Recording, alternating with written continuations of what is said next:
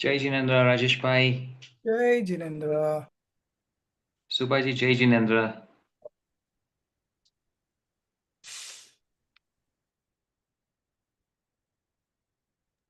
जय जिनेन्द्र जी। जय जिनेन्द्र। अरिहंत सिद्ध सुर उपाध्याय साधु सर्व अर्थ के प्रकाशी मांगलिक उपकारी है। तीन को स्वरूप जानी रागते भई जो भक्ति काय को न माए स्तुति को उच्चारी है। धन्य धन्य तुम्ही से काज सब आज भयो कर चोरी बारंबार वंदना हमारी है। मंगल कल्याण सुख ऐसो हम चाहते हो मेरी ऐसी दशा जैसी तुम धारी है। हो मेरी ऐसी दशा जैसी तुम धारी है।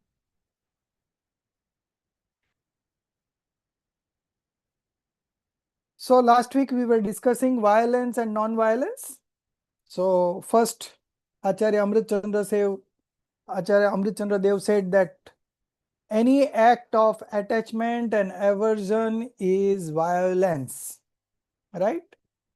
And then we of course discussed 8 kinds of different scenarios where violence takes place first and then the fruition comes later. Then in some cases the fruition comes before the actual violence, and in some cases violence doesn't happen and still you get the fruit of violence, right? So all these 8 different types of scenarios we discussed. One person is committing the crime and all the others who are looking at it, they are also minding new karmas, right? And in another scenario where all the soldiers are fighting but the king is responsible for the violence. So different kinds of scenarios were discussed. Now moving ahead of that, today we are going to start from 75. Okay, 75. So what is the rule of renunciation of violence and related acts is stated? Okay, so this is number 75. General renunciation. So there are 2 types of renunciation. One is general and the other one is exceptional. Okay, so general one is called utsarg nivriti, and the other one is called apvad. Apvad means exceptional.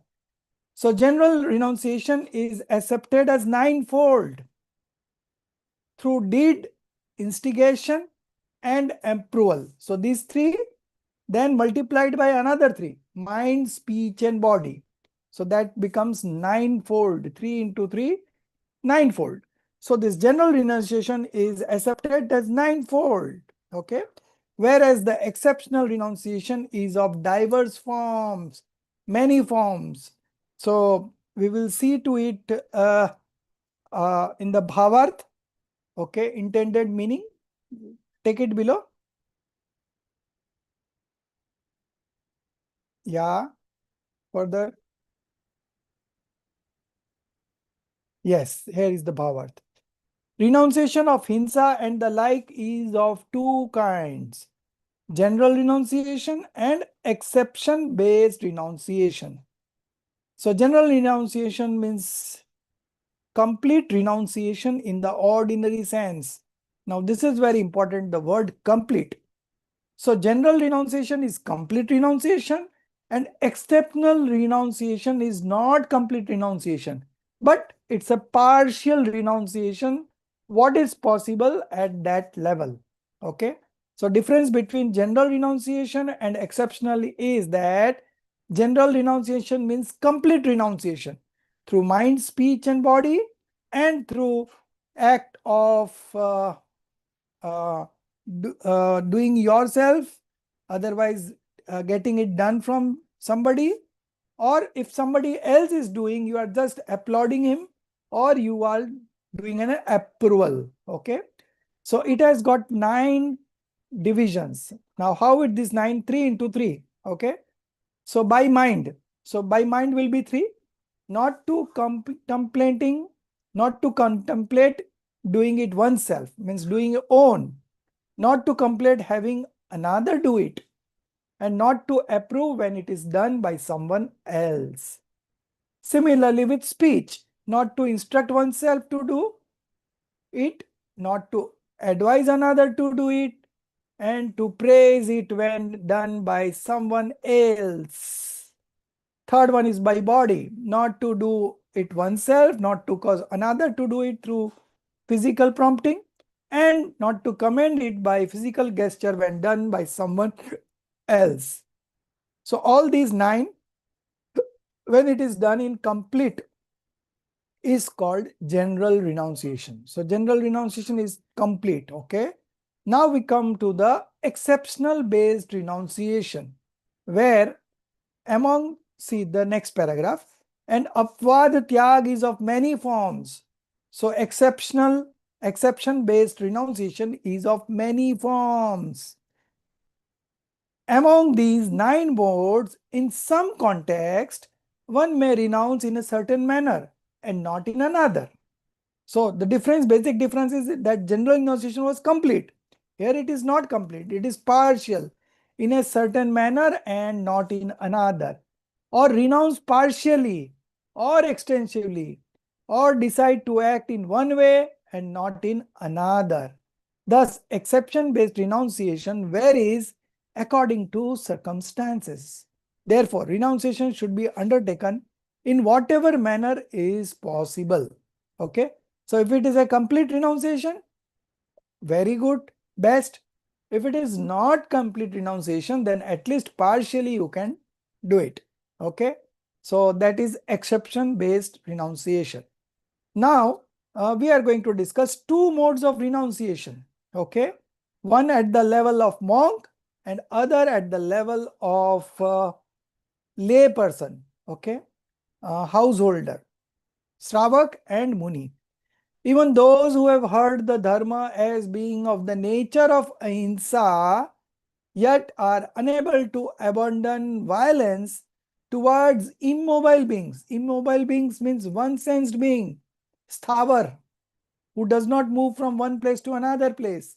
He has got only sense. So there are 5 types of immobile beings. Okay. Prithvi, Jal, Agni, Vayu, and Vanaspati. Okay. So these are 5 sthavar.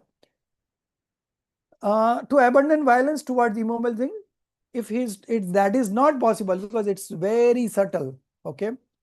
Should at least renounce violence towards mobile beings. Mobile beings means 2 sensed and above. 2 sensed, 3 sensed, 4 sensed, 5 sensed, and 5 sensed with mind. Okay. Further,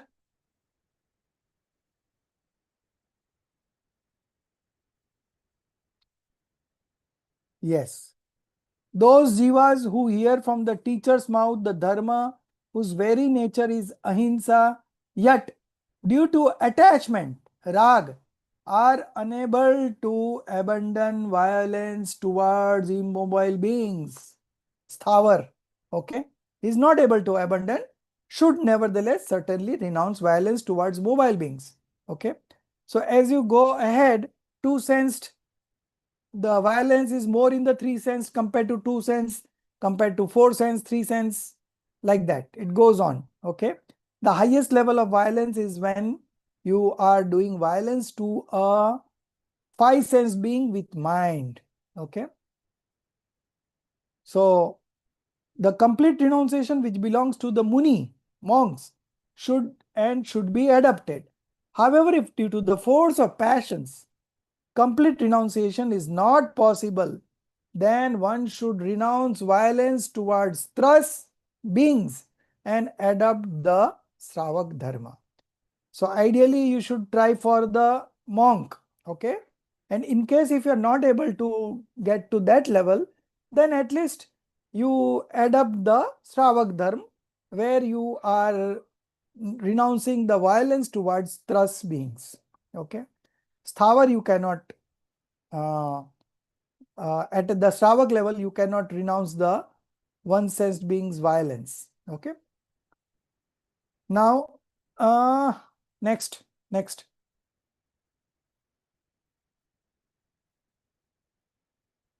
Next. Yes, 77. Here, license. License means swachhanda, free will, one who is behaving on his free will, even with respect to Stravar Hinsa, is prohibited for the Sravak. Okay. For householders who partake of sense objects in a proper and lawful manner, apart from the minimal killing of one sense beings, renunciation of the killing of the remaining immobile beings is also to be undertaken. Okay. So, in case at the household level, you are not able to renounce the killing, the violence of one sense beings, but at least renunciation of immobile beings should be done. 77. 1 minute. I'll just check the Hindi version if there is anything special.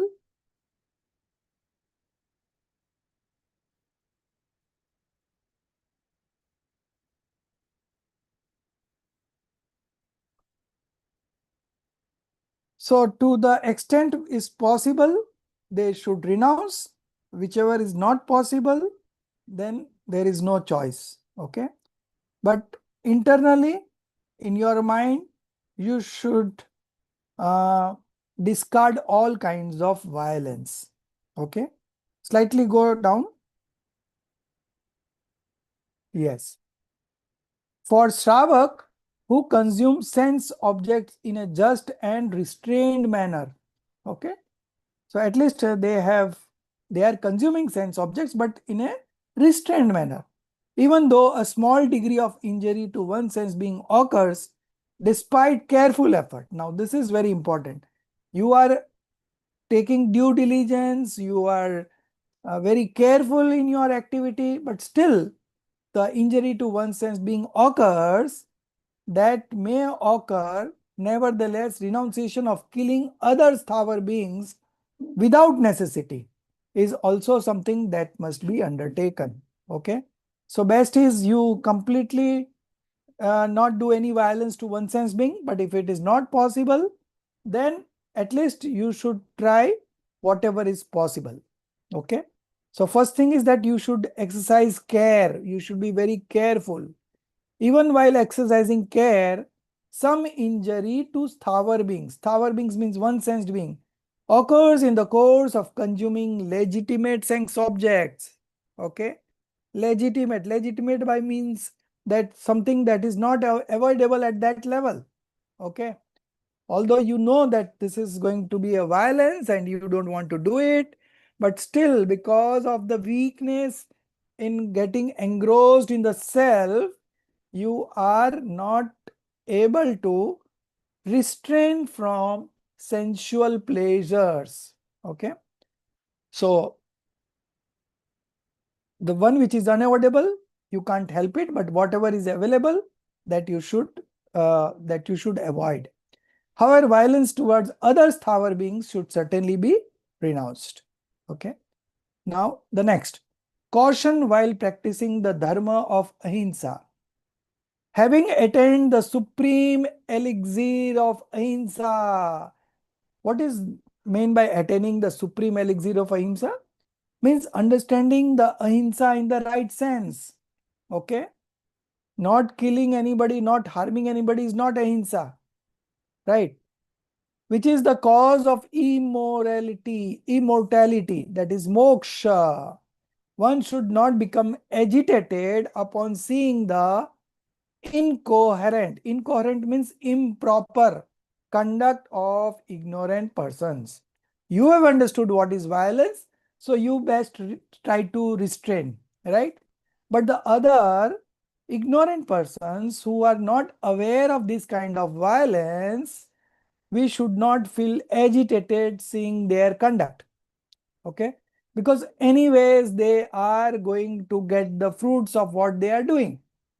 because karma never do injustice.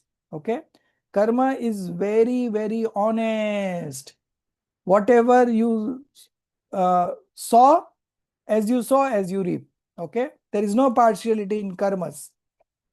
So we should not feel agitated seeing others people behaving in certain manner. Okay,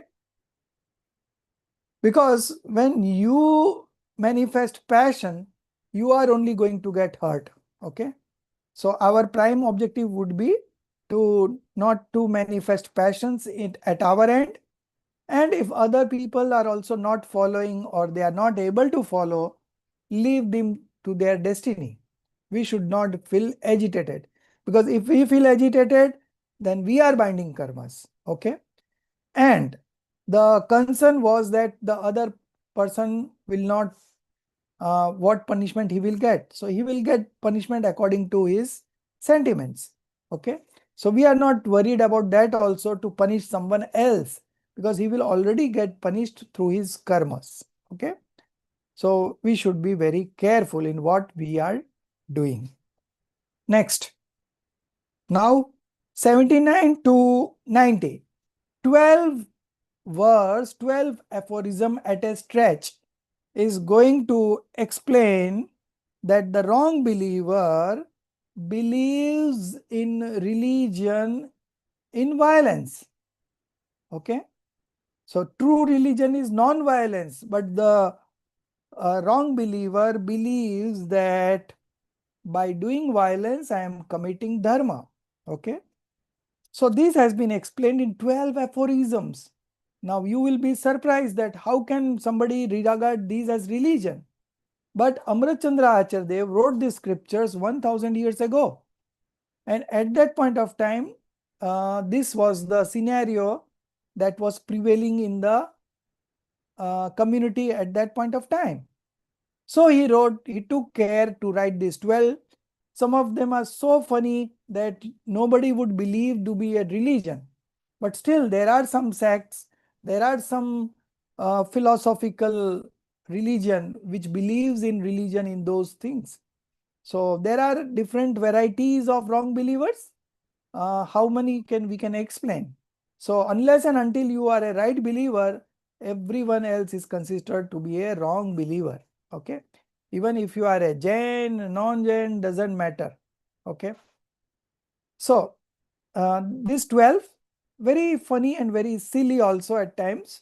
But it's the importance is why Acharya Amritchandra Dev took so much trouble to write 12 aphorisms on that. Okay.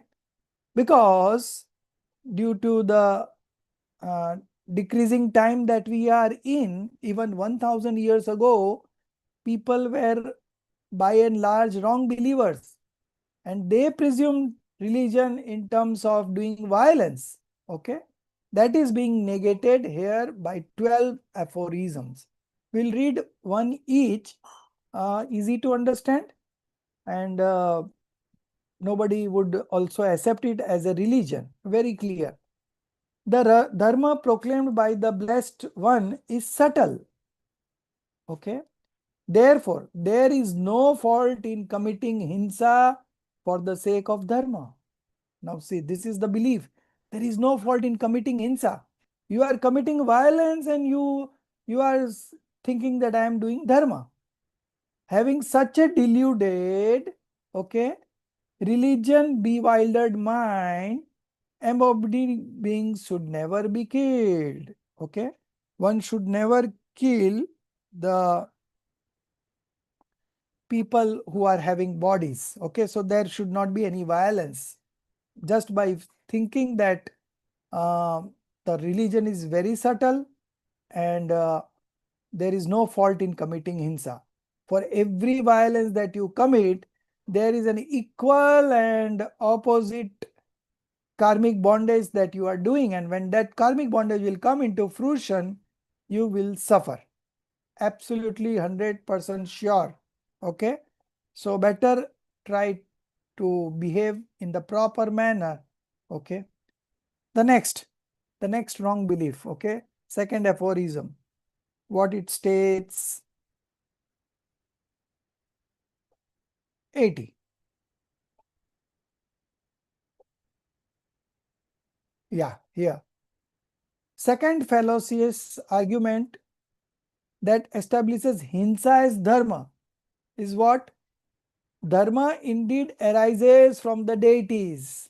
Deities here means devas. Okay. Devas means Aryant and Siddh. Therefore, in this world, everything should be offered to them.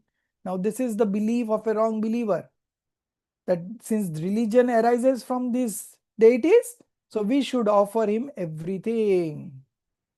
Having acquired such an intellectual tainted by lack of discernment, he's not having proper discernment.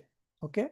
By lack of discernment, embodied beings should not be killed. Okay. So uh, people thought of killing people and then offering it to the altar of God. Many religions believe in this kind of sacrifices in the name of God. Okay. So what they do? They kill animals and offer them to these things. But this is very wrong. It should not be done. Okay. So this was the second. Now third. Next. 82. 81. Sorry, 81. Yeah. There is no fault in killing goats. Okay.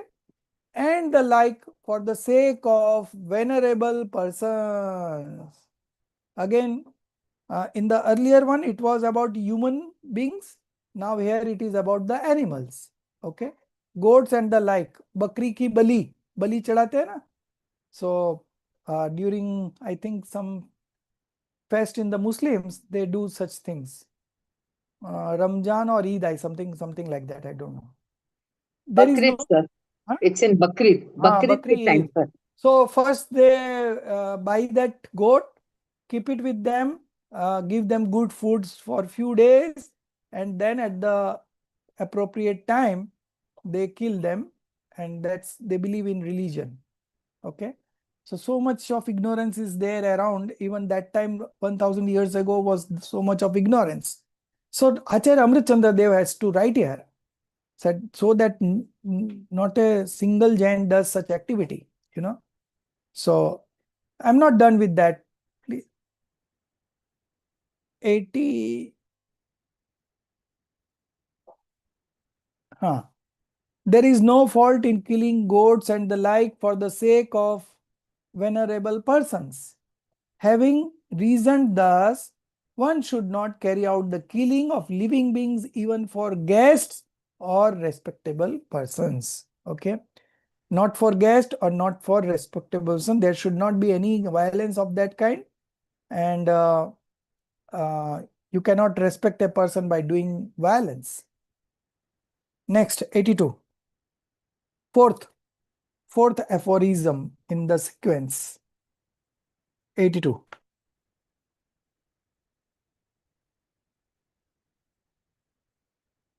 Yes. Food produced through the killing of a single living being is considered preferable to food produced through the killing of many living beings. Reasoning thus, one should never commit a violence against a great, highly developed living beings. Highly developed living beings means five sense being with mind. That is the highly developed living beings. Okay. So what they believe in, that instead of killing so many other people for food, so many other living beings, we should kill one living being who is very big in size. So through the meat of that particular person, we will satisfy our hunger. Okay. So they believe in that instead of killing many people, many living beings, one should be killed. But again, this is a false belief, and it's a great cause of violence. Take it slightly below. The commentary we will see. Yeah. Compared to fruit produced by killing man in living beings, food produced by killing a single living being is superior. Reasoning thus, one should never commit violence against a large or highly developed living beings. Okay. So this was 82. Now 83. Yes. Fifth. Yes, 81, 82, 83. Okay. By killing this single living being alone, the protection of many living beings takes place. Thinking thus, violence should not be committed even against violent living beings. What it means, you know? Why they are hell-bent on killing one living being? Because like animals like snake, lions, tigers, they kill so many animals. So what they feel that if I kill him, I'll be saving so many people, and this is again a non-violence, and that's how I would be manifesting religion. But again, this is a false belief. Okay. So by killing the single living alone, the protection of many living beings takes place. I'm saving so many persons because that tiger would have killed 500 people. So I am saving 500 people's life by killing the tiger. Okay. Thinking thus, violence should not be committed even against violent living beings like snake, tiger, and lion and all. Okay. So all wrong arguments they are giving, and these are all wrong believers, very high level of wrong beliefs. By killing this one living, see here it is. Some argue that by killing a violent creature, no, down, not this one, down. Yes, snake, and I said no. Go further. Yes, Bhavarth. Some argue that by killing violent creatures such as snakes, scorpions, lions, tigers, being that bite or kill others, many living beings are saved. Therefore, there is no demerit in killing them. Such a conviction should not be accepted because that living being accrues demerit due to its own action. Okay. So this is the fifth one. Now the sixth one, the 84. These violent embodied beings, while living, accumulate great demerit by killing many living beings. Thinking thus, out of compassion, violent embodied beings should not be killed. Okay. So this is bit more. This one was 84, no? Okay.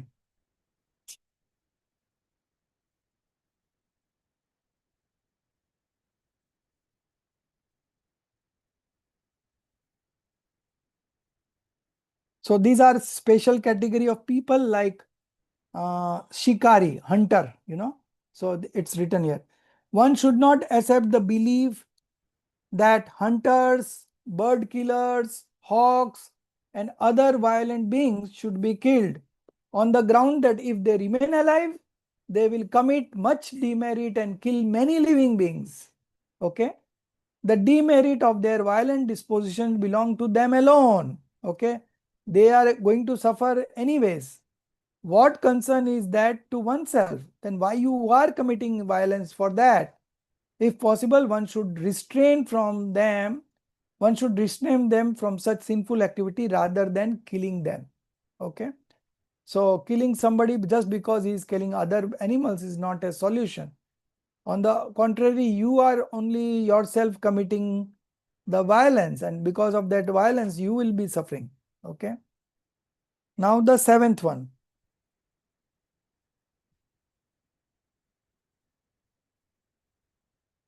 85. Okay.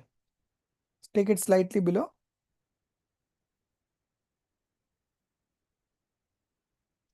Yes. These beings are afflicted by great suffering.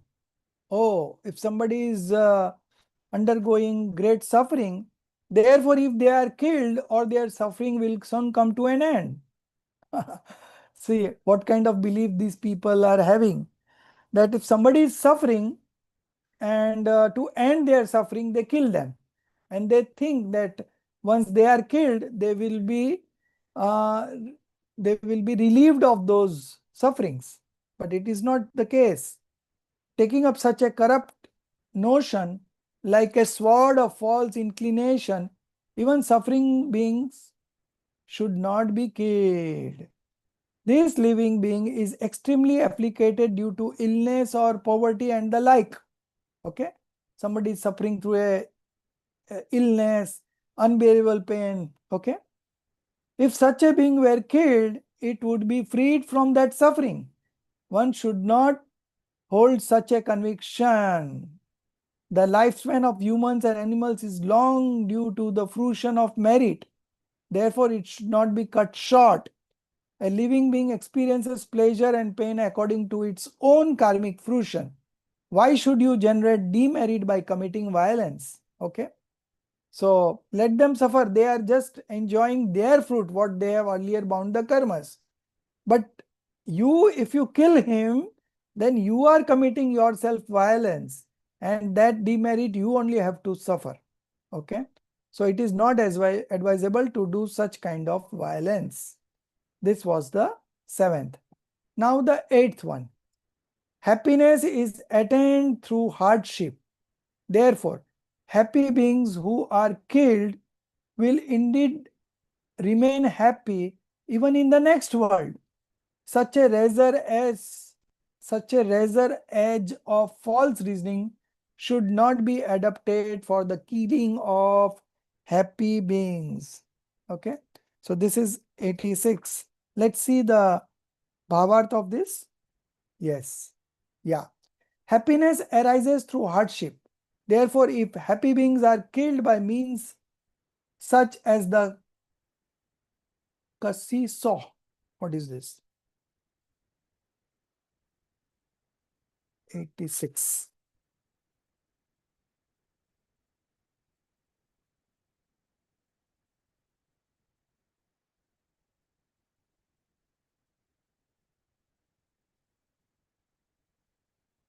If happy beings are killed by means such as the saw, what is that?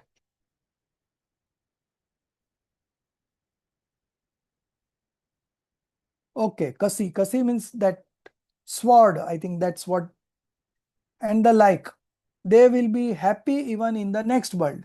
Such a conviction should not be held. By dying in this manner or by killing others, how can one become happy? Happiness can arise only through the practice of true dharma. Okay, so this was the 8th one. Now the 9th one, that is 87.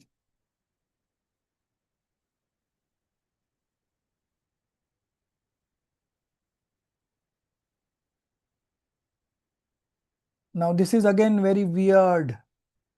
Because of repeated practice of concentration, and that constitutes the very essence of realization and the means to auspicious rebirth, a disciple, though desiring excellent dharma, should never sever the head of his own teacher. Why is killing the teacher? Because he feels that if I kill him, he's in now happiness mode, and if I kill him, he will also get happiness in the next birth. And that with that mind, with that thing in mind, you should not kill anybody else, your teacher. One who has attained the essence of samadhi, which is the means to realization and auspicious rebirth, slightly up.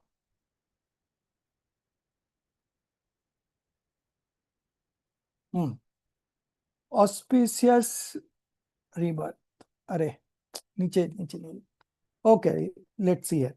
Our teacher has engaged deeply in practice, is absorbed in meditation and samadhi. He has undertaken extensive practice. Now, if his life were ended, he would attain a higher state, because now he is in the meditation state, right? Holding such a thought, a disciple should not cut off the head of his teacher. Whatever whatever spiritual discipline the teacher has undertaken, he will surely receive its fruits in the future. Why then should you generate demerit by committing hinsa? Okay, so very strange kind of belief. But nevertheless, in those times, this kind of belief existed. So Acharya Amrit Chandra Dev took so much of effort and pain for writing these aphorisms. Okay. Now, 88. We are still continuing with violence only. So from 42 to 90 is violence. But these 12 we can always skip, So my homework for you is from 42 to 78. And this started from 79. Now is the 10th aphorism and verse number 88. The doctrine of those Kharpatakas. So Kharpatakas is a group, a kind of group who follows such religion, who are greedy for small gains and who put on display merely to inspire confidence in disciples that liberation occurs instantaneously, like a bird being freed when a pot suddenly breaks, should certainly not be accepted. So this Kharpatak is a community which believes that a bird who is captured under a pot, okay, so if we break the pot, the bird will be free, and in this way we will be manifesting religion. That's what their belief is. Okay, but this is again a false understanding. We will see the bhavarth.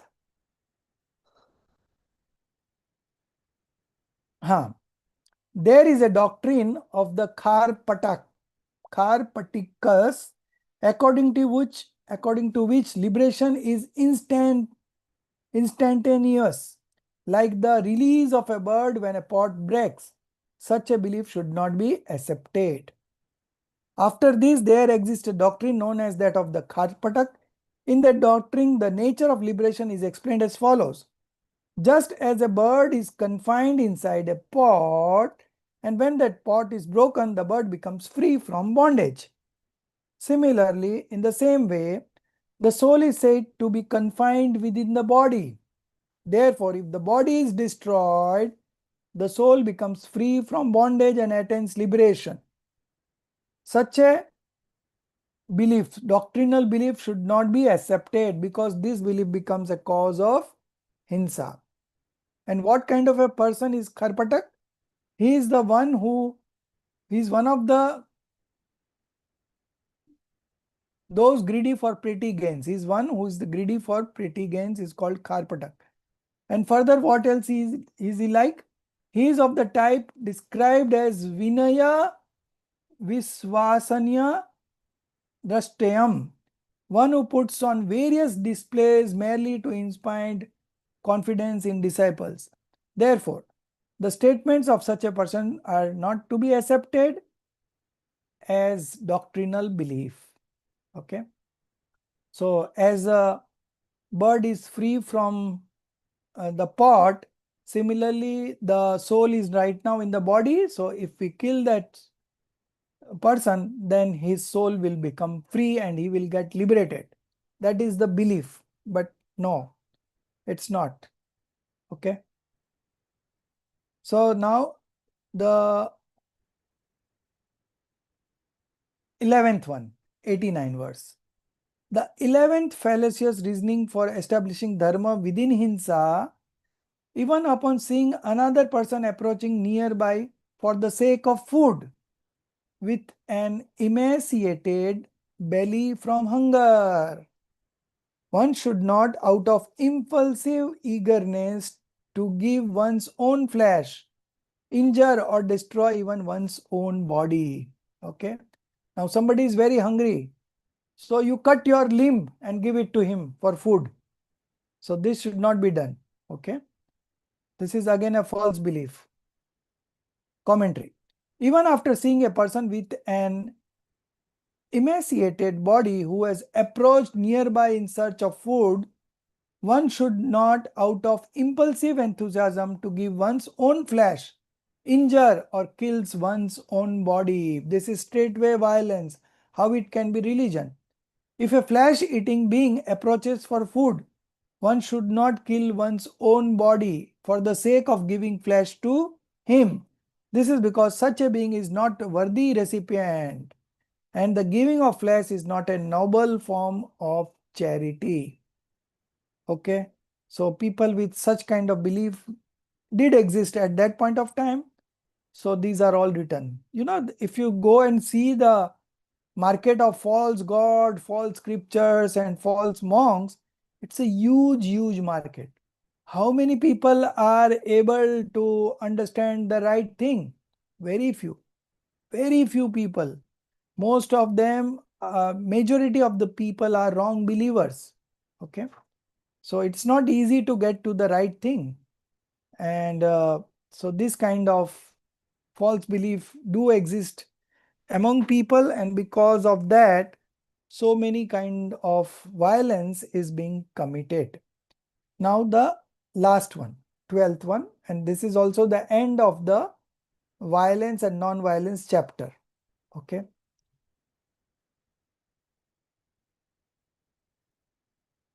Who indeed, after serving teachers proficient in the various divisions of Nai, okay, one who is an expert in Nai Gyan. Nai Gyan means viewpoint, okay, viewpoint knowledge. After having understood the inner secret of the Jina's doctrine, and while taking refuge in ahimsa, non-violence, being of purified intellect would enter into delusion. Nobody would do it that.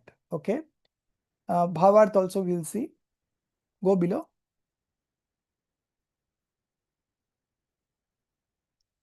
Yes. O living being, after serving teachers who are proficient in the distinctions of Nai, who indeed would enter into delusion? That is, no one would. The living being's discernment of what is beneficial or harmful arises through the instruction of our true teachers. Being misled by previously mentioned non-authoritative teachers, such a being may act incorrectly. However, one who has served the supreme teachers, who are knowers of all Nayas, how could such a being fall into delusion? Never. Okay. So if you are in touch with good teachers who understand these perspectives, viewpoints, all types of Nay, then you will never fall into delusion. Okay. On the contrary, you will come out of delusion. What kind of being is this? One who has understood the secret of the Jina's doctrine. Okay. And what else is such a being like? One who takes refuge in ahimsa, as taught by the omniscient, passionless ones, accepting compassion itself as the very form of dharma. And further, such a being is Vishuddha Mati, one whose intellect is pure. Such a being does not enter into delusion. Thus, by firmly establishing the dharma of compassion, the vow of ahimsa has been described. From verse 42 up to verse 90, the nature of ahimsa anuvrat has been clearly set forth. Okay. So my homework for your CC1 is this only. From verse number 42 to verse number 78, make a summary of violence and non-violence. What is violence? What is non-violence? What are the correct understanding about violence and non-violence? What should be adopted? What should be renounced? All these you can do a very good write-up on this. Okay. So far everything is good. Now we will move on to the next chapter. Sir, one question, sir. Yes. I started writing CC1. Okay. I have finished 12 pages, but yet not completed. I don't think so. 6 pages are enough. I don't know why. No. You're right. Because this is for your only. Okay. So, more you write. But you've so given 6 pages. So ideally, it should be there, but I don't mind reading 12 pages also, because if you are so much interested, if you're putting in so much effort, I would definitely see it. No problem. There will not Thank be you, any sir. negative marking for that. Okay. Okay, sir. Thank you. But now we have written say 12 pages. Okay. Now you again read it and you can summarize it to 6 pages, main points, bullet points. So in that way, when you are revising for yourself, by reading just 6 pages, you will be able to know the whole concept. Okay. But even if you keep it 12 pages, I don't mind. But ideally, the No, I'm course, going to summarize it. But when I was I noting know. down the It points, takes so comes much so of much. effort to summarize. Now the course that I'm doing, that happiness course, it is taking for me so much time, so much of reading, what is to be included and what is not to be included, so much of dilemma, and at the same time I want to make it simple. Okay. So it takes a bit of time also and thinking also. So definitely it will develop your skill. So 12 pages also good, and if you can summarize it to 6 pages, it will further benefit you. But having said that, I don't mind. But you should not copy. You should put things in your own words. You should give different perspective to it, right? You can give examples from your day-to-day life or from newspapers or what is happening around us. So all these will make your study, your analysis interesting. You will understand better. Okay.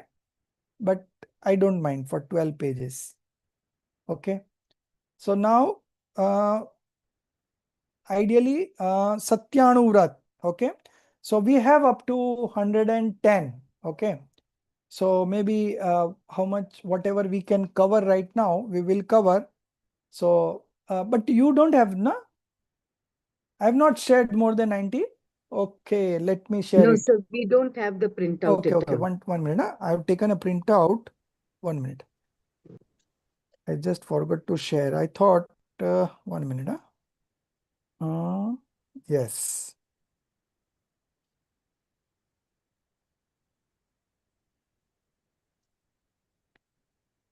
Yes. This is second part. So 91 to 110 is our syllabus for this sem, and the rest we will be doing in the next semester. Okay. So total aphorisms are 226, out of which 110 in this sem and close to 106, I think, in the next sem. Because in between they have excluded 20 verses, 20 aphorisms. So net is 100 each. So I have shared. Darshit ji. Sure. So the next is Satyanu. Okay. Hinsa, Jut. So for Hinsa, it was Ahinsanu. For Jut, it is Satyanu. Truth, minor woes. Truthful minor woes. Okay. So let Darshit ji share it on the screen. I'll also bring my printout. 1 minute. Or you are sharing. I'm going to try and share it. Okay. Then I need not bring it. Yeah, I've just sent it to my email. Oh.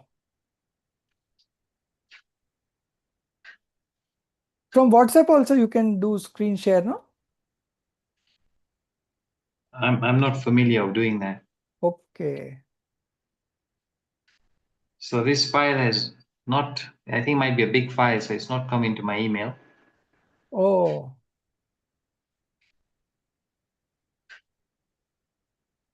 Yeah.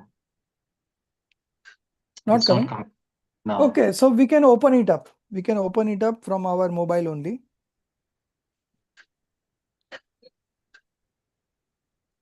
Everyone open on its mobile. Yes. And we can very well auto rotate. We can put it on auto rotate. So you will have a large screen.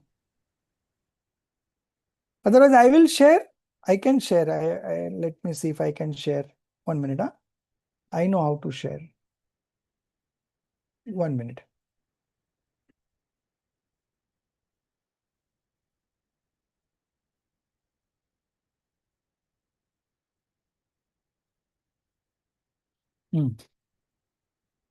I think I can share.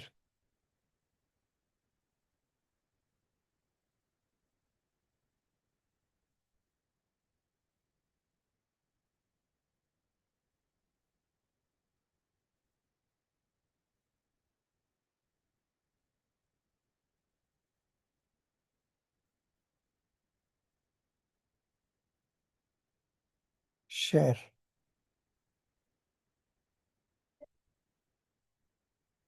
Yeah, you could see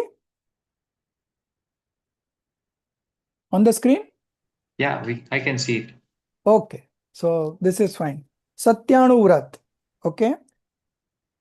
The nature of the sin of untruth together with its division is clarified as follows.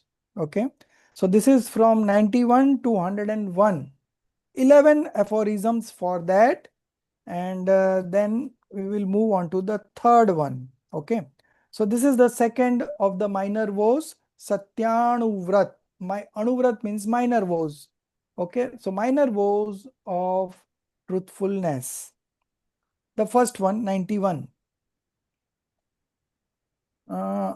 Whatever statement is uttered of any kind whatsoever due to association with pramad. Pramad means negligence. Okay.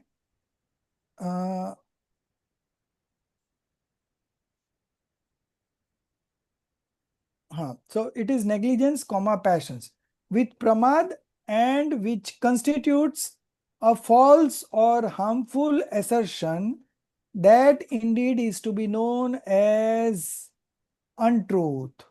And there are 4 divisions of it. Okay. Whatever statement is uttered of any kind whatsoever. Okay. So this is about speech. Okay. The statements, the speech made due to association with pramad. So if you are uttering any speech in the association of negligence and passions, and which constitutes a false or harmful assertion, that indeed is to be known as untruth. And there are 4 subdivisions of it. Let's see the Bhavarth also. Okay, I only have to done. I was thinking of asking Darshiji to do it. Okay. Whatever speech arises due to association with negligence and passions, and which is false, either harmful or contrary to reality, should certainly be known as untruth. Such false speech has 4 divisions. Among these, the first division of untruth is stated as follows. Okay. So 92. In Hindi, it is Sat ka apla. Okay. That statement in which an entity, even though it exists, Sat ka aplap, it exists, but you say it does not exist. Okay. That statement in which an entity, even though it exists by its own substance, place, time, and condition. Dravya, Kshetra, Kal, Bhav. Okay.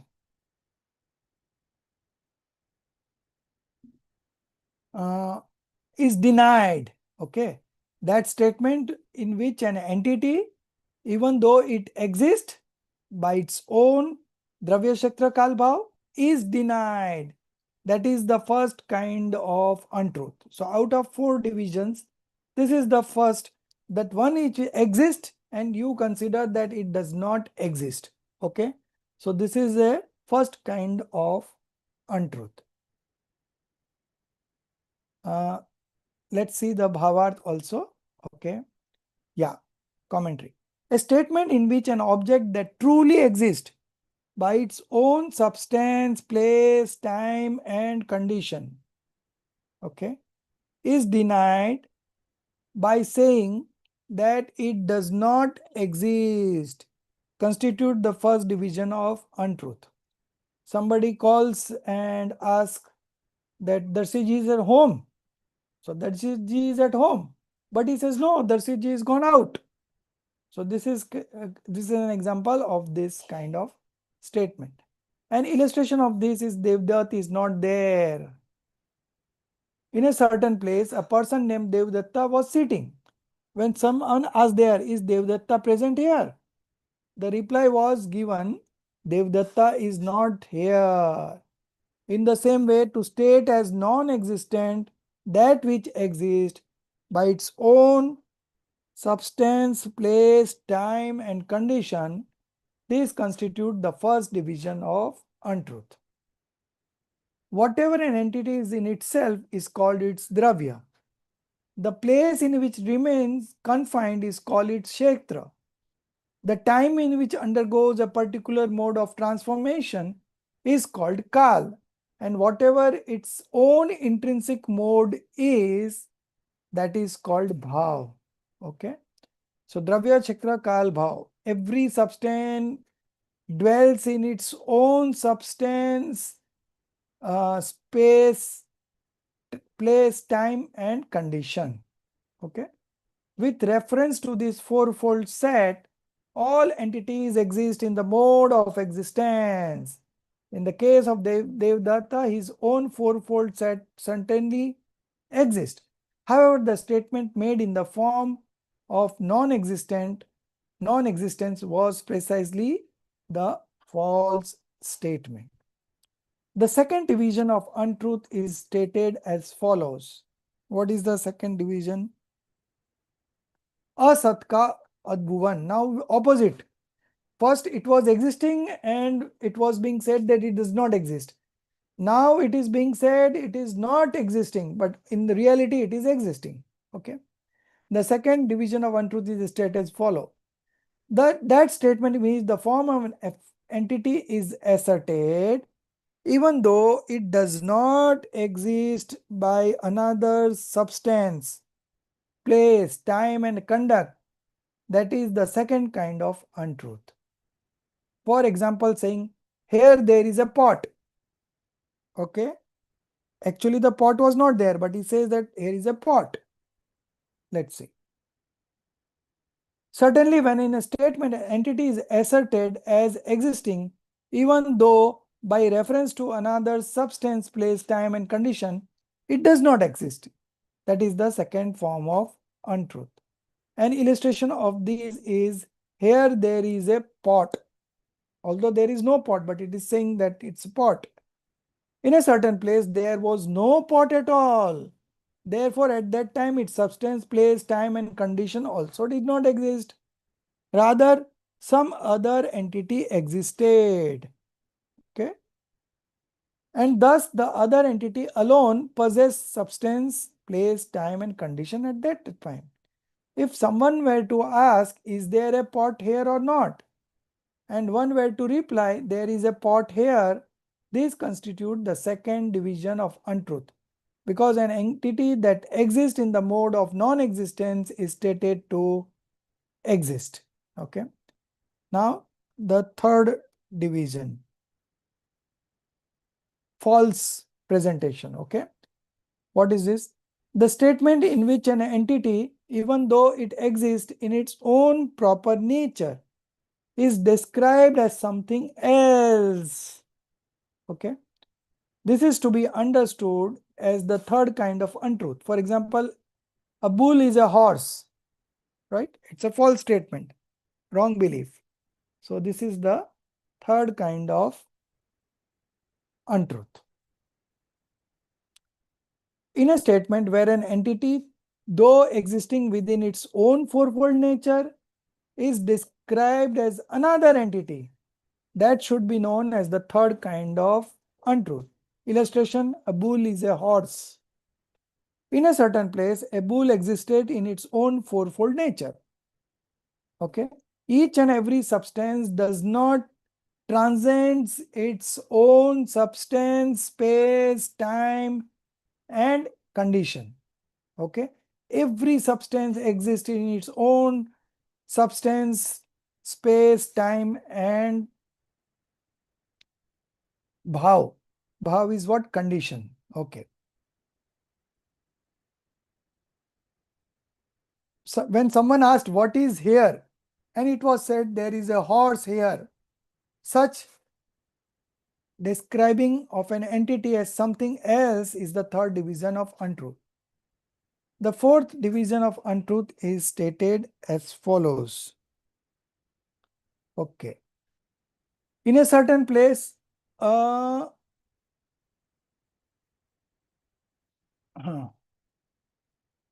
okay. That speech which is censorable. Censorable means to be criticized, associated with sin, or unpleasant. This in general is regarded as being of three kinds. Such speech is held to be the fourth form of untruth.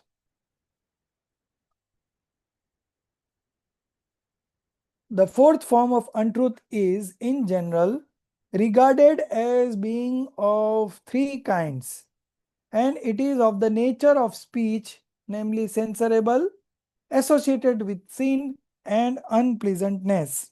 Okay. So first one is censorable. Censorable means nindaniya. Okay. Then the second one is speaking words accompanied by violence. Okay. And the third one is speaking words that are unpleasant, harsh, that is which cause displeasure to others. Okay. So in Hindi it is ninda, hinsa, apriya. Okay. Among these four divisions of untruth, the first, censorable speech, grahit vachan, is now explained. So now these four types of speech would be explained one by one. First, then second, third. Okay. So these three divisions are explained in the next three verse. Okay.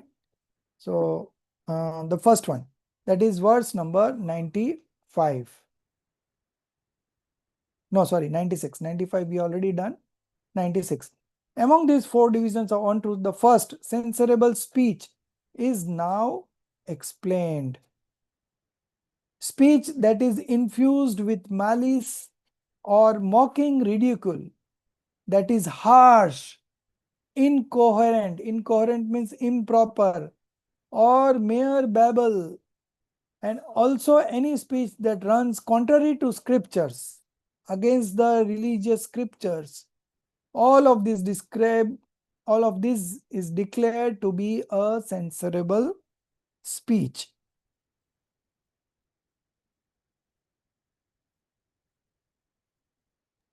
Sir, I'll manage to share now if that's okay with you.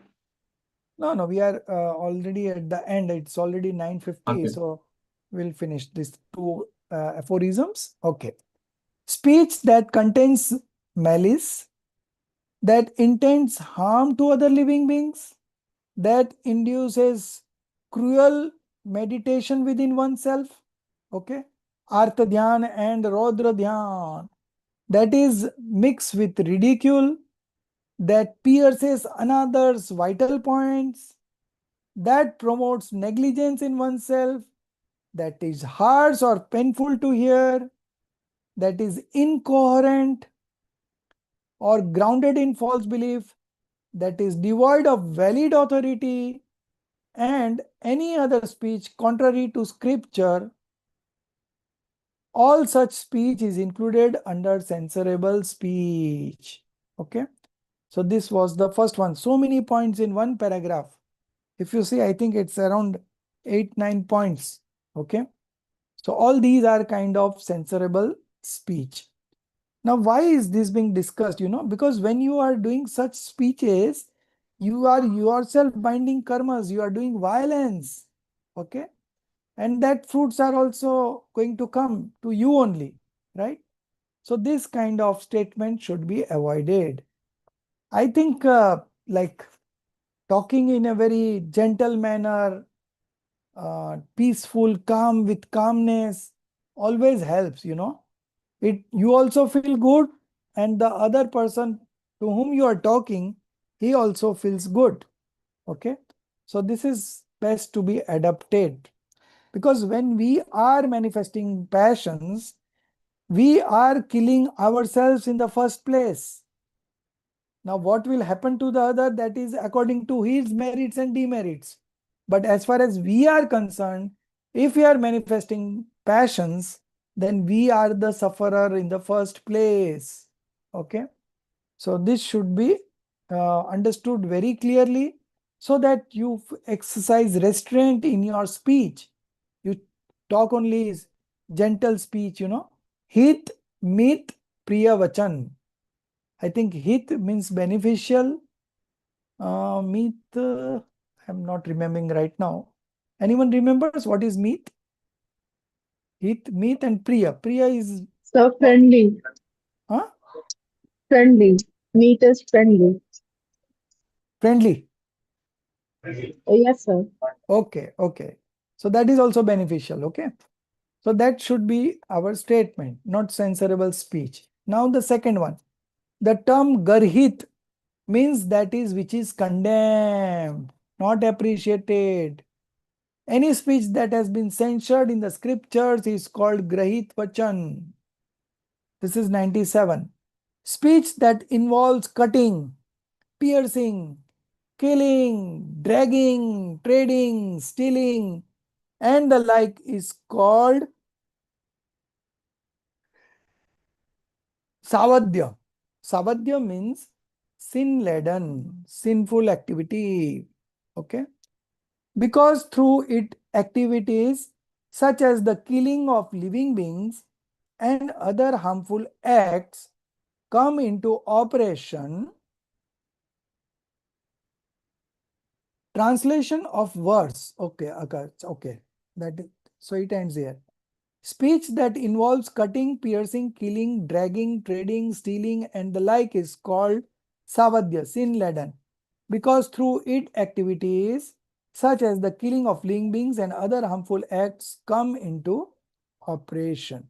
So this is, I think, a repetition. Okay. Commentary. Words that involve cutting of another's being's nose or limbs, striking, killing, forcibly dragging, engaging in violent or harmful trade, or stealing another's property, all such utterances are form of falsehood, accompanied by sin, because they lead to the destruction of life.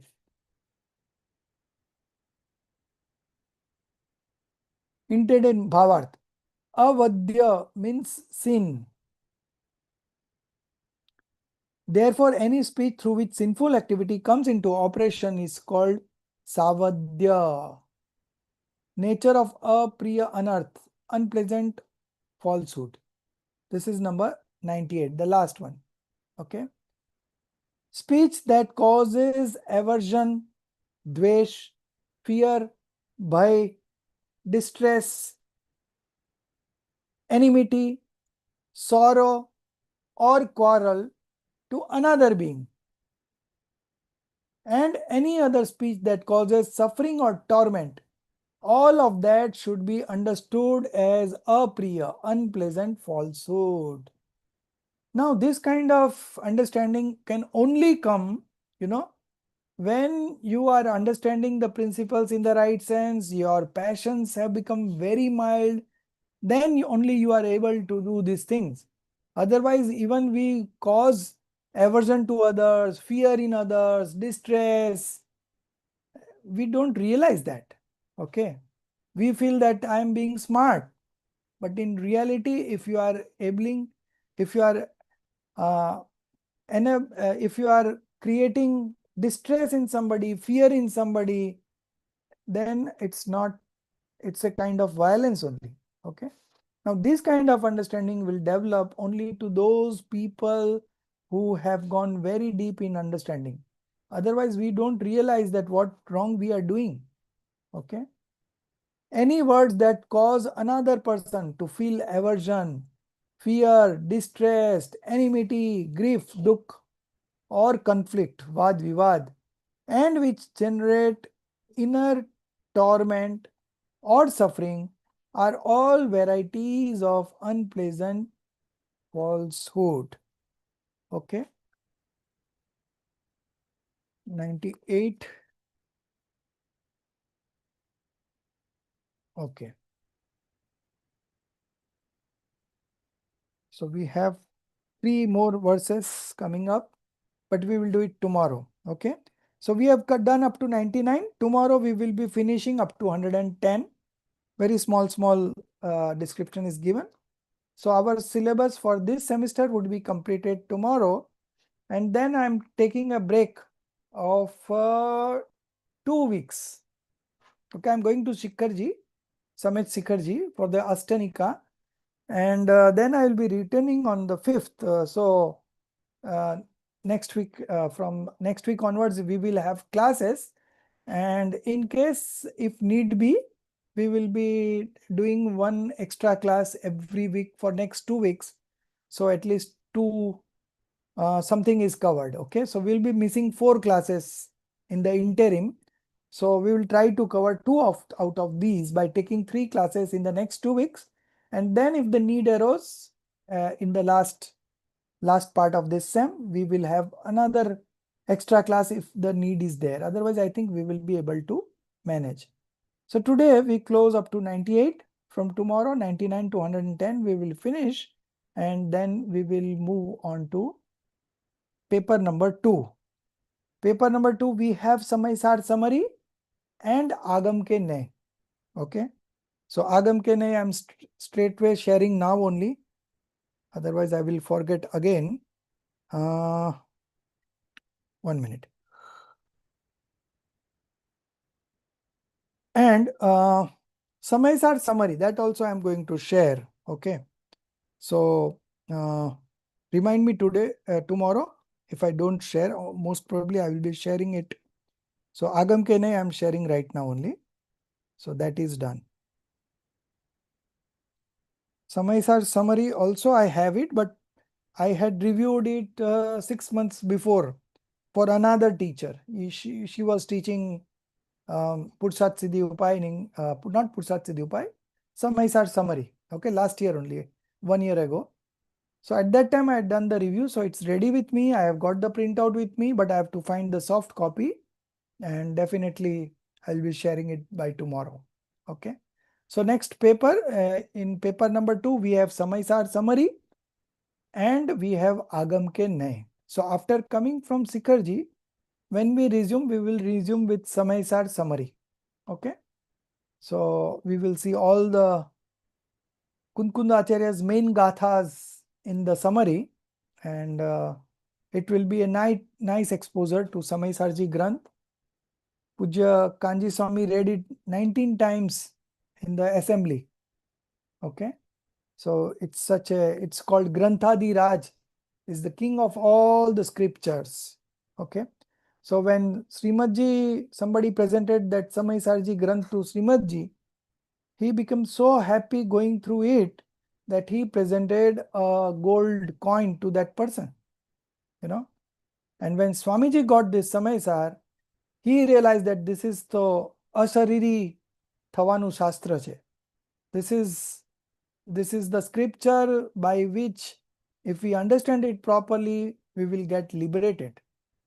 Okay. So such an important, although we will be covering summary, and then we have 4 papers on Samaisar in the next 3 sems. Okay. So even third paper is Samaisar, 1 to 25 words. Okay. So we will be doing Samaisar in this semester only, 1 to 25 words. And then in the next 3 semesters also, we have Samaisar in every sem. Okay. So you gear up for something very good and very good and interesting coming up. By meantime, you finish your 15 days, or if 15 days time you have, you finish your CC1. And I'll be asking questions on... No, then I will take from Samaisar. Okay, I'll be asking Viva from Samaisar, and Gandhar Mulyankan we will be doing from Agam ke Nay. Okay, so one assignment from each, and of course we will have CC2 also. So let me plan it out. I'll let you know when we start it. Okay. Okay. Anything else? So today the main point was the 12 different types of wrong believers' view on religion, right? So those were the today's highlights. In this way, we have completed the chapter on violence. Okay. So the next also truthfulness also we started. Only three aphorisms are remaining. So we'll continue tomorrow. Okay. Anything else? Okay. निज निधि निज में बताई, यह अनंत उपकार है, उसके लिए जिन वाणी माँ को वंदना सत बार है, उसके लिए जिन वाणी माँ को वंदना सत बार है. 9 times नमो कर्म.